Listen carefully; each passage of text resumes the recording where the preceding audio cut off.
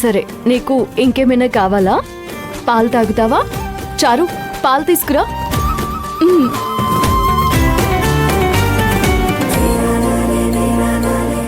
నీకు ఇంకేమైనా కావాలంటే నన్ను అడుగు. ఒక్కటి మర్చిపోయాను. నేను ఇక్కడికి వచ్చిన విషయం అమ్మ వాళ్ళకి తెలియదు కదా. ఒకసారి ఫోన్ చేయి పిన్ని. సరే.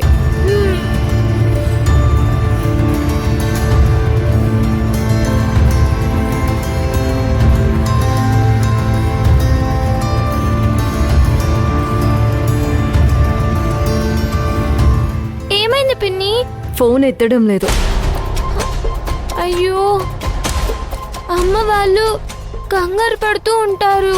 చెప్పపెట్టకుండా వచ్చేసాను కదా, ఇప్పుడు ఎలా? ఫోన్ చేస్తే ఎత్తాలి కదా. పిన్ని, అమ్మ దగ్గర నీ నెంబర్ ఉందో లేదో? చెల్లి చెల్లి అని ఎక్కడ లేని ప్రేమని కురిపిస్తుంది కదా. నా నంబర్ కూడా సేవ్ చేసుకోకుండా ఉంటుందా? అరే, భవానీ ఏమై ఉంటుందని ఆ మాత్రం భయం ఉండాల్సిన అవసరం లేదా?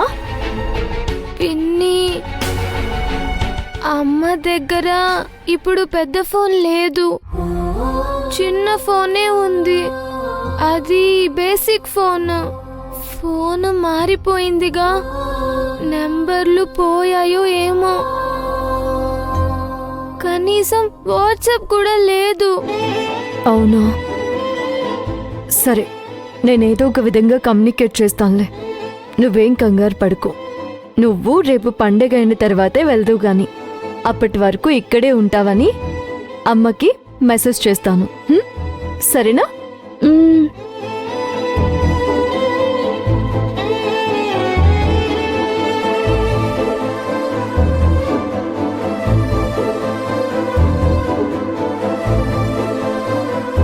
శివగామికి నువ్విక్కడే ఉన్నావని టెక్స్ట్ మెసేజ్ చేశాను. ఫోన్ ఎత్తకపోయినా మెసేజ్ చూసుకుంటే నువ్విక్కడే ఉన్నావని తనకి తెలిసిపోతుందిలే. ఇంకే టెన్షన్ లేదు. నువ్వేమీ భయపడొద్దు, సరేనా? తిను, అరిసెలు తిను.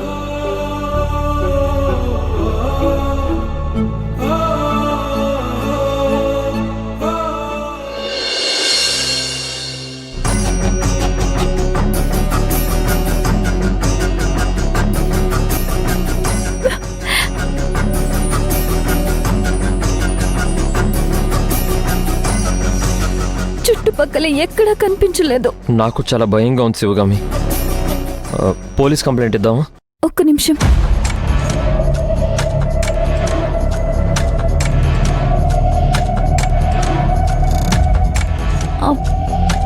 శిశిర కాల్ చేసినట్టుంది.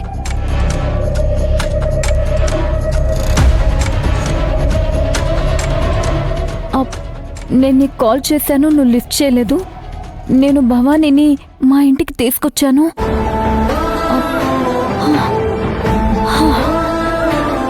అది మా ఇంట్లోనే పండుగ చేసుకుంటుంది. మీరేం దిగులు పడాల్సిన అవసరం లేదు. రేపు ఫెస్టివల్ అయిన తర్వాత మళ్ళీ ఇంటికి పంపిస్తాను. అబ్బా, థ్యాంక్ గాడ్. అసలు ఈ కాసేపట్లో ఎంత కంగారు పడిపోయాను. అలా చెప్పా పెట్టకుండా తీసుకెళ్లడం తప్పు కదా. అది చెప్దామనే కదా ఫోన్ చేసింది. అప్పుడు నేను ఫోన్ ఇంట్లో మర్చిపోయి వెతకడానికి వెళ్ళిపోయాను కదా, అందుకే ఎత్తలేకపోయాను. పాపం, దాన్నైనా హ్యాపీగా ఫెస్టివల్ చేసుకునిలే.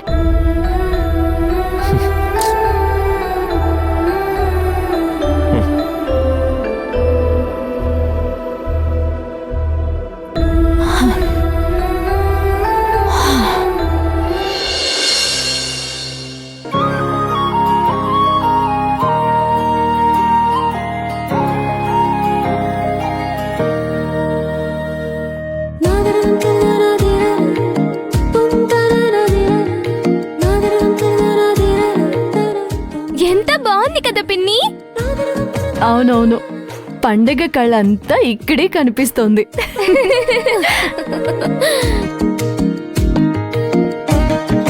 బాబాయ్, రండి రండి రండి, చూడండి ఎంత బాగుందో. మీరు వెళ్ళి త్వరగా రెడీ అవ్వండి, మనం పొంగల్ చేసుకుందాం. ఇది మనింటికే వచ్చి మన మీదే పెత్తనం చెయ్యాలని చూస్తుంది. పండగ కదా వదిలే. ఎక్కువ కోపం చూపించకాదే. ఒకవేళ శిష్యుని గమనిస్తే మనం ఇరుక్కుపోతాం. నాకు చాలా చిరాగ్గా ఉంది. మన ఇంట్లో పండగేగా, మంచిదేలే. వెళ్ళి రెడీ అయ్యిరా. సరే, నేను రెడీ అయి వస్తాను.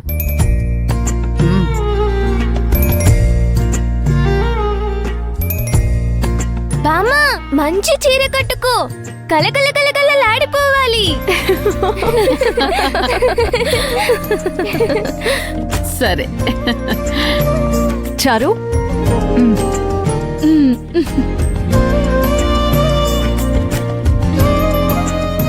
ఈ గొబ్బిళ్ళు ఎందుకు పెడతారు?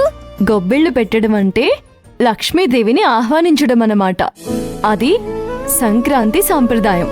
మన సౌభాగ్యానికి ఈ గొబ్బెమ్మలు ప్రతీక. సంపద, శ్రేయస్సు, సంతానం కోసం ఈ గొబ్బెళ్ళు పెడతారు. అప్పట్లో శ్రీకృష్ణుడి కోసం గోపికలు గొబ్బెమ్మలు పెట్టేవాళ్ళంట. శ్రీకృష్ణుడి మీద ఉన్న భక్తి, ప్రేమని ప్రదర్శించడానికి ఇవి పెట్టేవారు.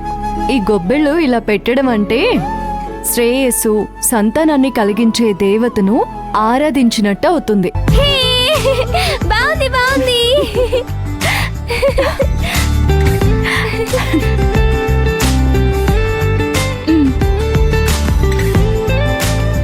ఇదిగో, ఈ కొత్త డ్రెస్ వేసుకొని రావాలి నువ్వు. నాకు డ్రెస్ తీసుకున్నావా పిన్ని? ఎప్పుడు? నువ్వు నాతోనే ఉన్నావు కదా. అదే కదా సర్ప్రైజ్. థ్యాంక్ యూ పిన్ని.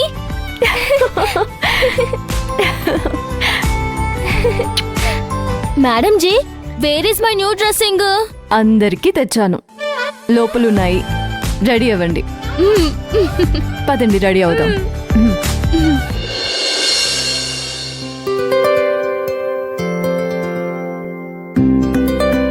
మేడం, మేడం,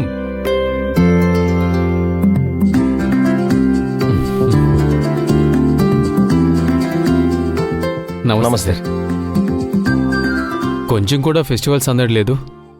ఏమైంది? అదేం లేదు. పండగ రోజు కూడా ఇలా ఉంటే ఎలా సార్? కనీసం ఇల్లు కూడా డెకరేట్ చేయలేదు. ఎక్కడా ఫెస్టివల్ మూడ్ లేదు. ఎందుకు సార్? అంటే భవానీ వాళ్ళ పిన్ని వాళ్ళ ఇంటికి వెళ్ళింది.